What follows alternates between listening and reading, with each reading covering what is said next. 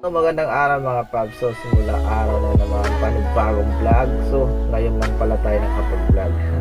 So, sobrang busy natin sa trabaho. So, yun pala yung speed natin. Piniflex ko yun. Nakatambay lang ako dito sa gidli.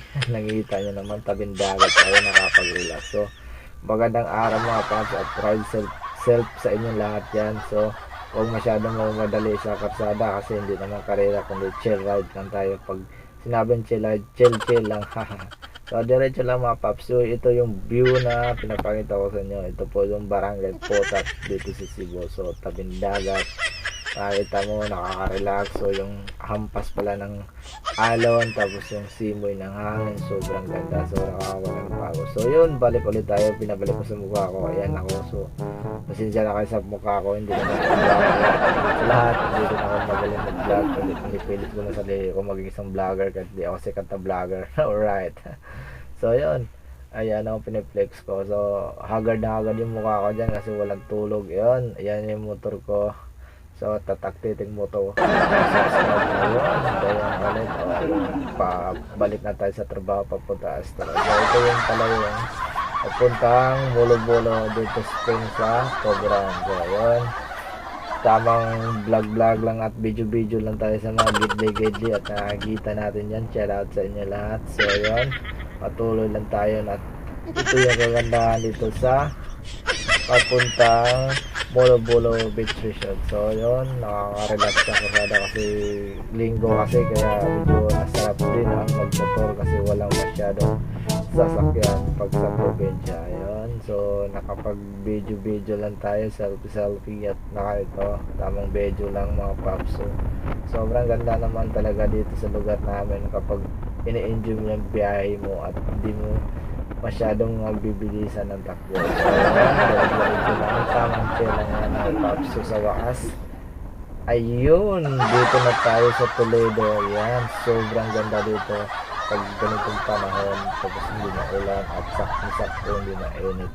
Tamang video lang tayo kasi nandito na tayo sa Toledo. Papunta na tayo na Minganilla. So palusong na tayo, pumunta tayo ng Naga, Minganilla. So nasa Minganilla kasi ako nagtatrabaho ngayon bilang isang mekaniko ng mga sasakyan. Kaya eto, nakapag-uwi tayo ng Taboyla, nakapagawa na naman tayo ng panibagong content. Hindi naman kagandahan ng content natin, at least napakita ko sa inyo ang mga solid katiting subscriber dyan. Ito pa yung probinsya namin. So yun, kita nyo na daan, sobrang tarik din yan at sobrang sarap din magmotor dyan pag gabi kasi malamig yung panahon, hindi nakakatakot.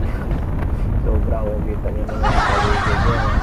Maragyan ako may drone tayo kasi wala tayong pambili ng drone, kaya ito na naman, voice recording na naman ang ginagawa ko kasi para naman sa mga solid natin yan at sa Pops selfie lang yung tingin sa YouTube natin. So yan, shout out para sa lahat ng nakakilala sa akin at sa mga true Pops ko dyan. Follow sa inyo mga Pops, tamang rides lang, huwag masyadong mabilis.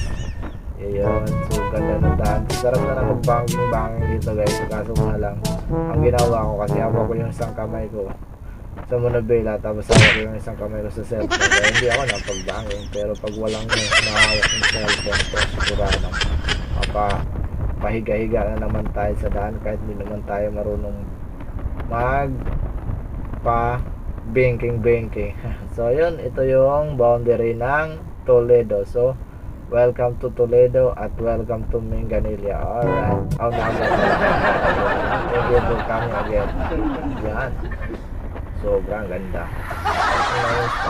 Palang ubos ang lining pag umaangat dito guys. So ayan, dito din kami nagro-road trip guys ng mga sasakyan. So shout out pala sa lahat na nakakilala sa vlog ko. So mga sasakyan na yan is mga 6DE, mga Scrum, 63, basta multi-cab, all kind of multi-cab. Dito may road trip yan para kondisyon yung makina. Malalaman mo na goods yung sasakyan mo talaga. Hindi ka talaga iiyak pagdating sa mga ahon kasi doon tayo malalaman natin yan. Kasi pag yung sasakyan mo hindi mo sinusubok sa ganitong paraan, pagdating yan, pag nabibinta na kukuha ng customer, iiyak talaga yung customer kasi nga akala na okay, mas maganda yung ranasan ng sasakyan nyo na sumusbida dito sa sobrang patarik na daan.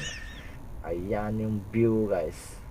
Sobrang tamang chill lang ako dyan at sobrang takbong mabaitan lang tayo yan. Alam nyo na, hindi tayo masyadong magaling sa mga ganyan-ganyan. Kaya tamang bait-bait takbo lang tayo dyan mga paps. Ayan, so ito yung tinatawag nila na galing tayo ng tutupan. So ito na tayo, papunta na tayo ng uling. So hindi ko alam, hindi ko kabsado ng mga lugar ito, pero ito daw yung taong na uling. So hanggang dito ng aking vlog mga paps.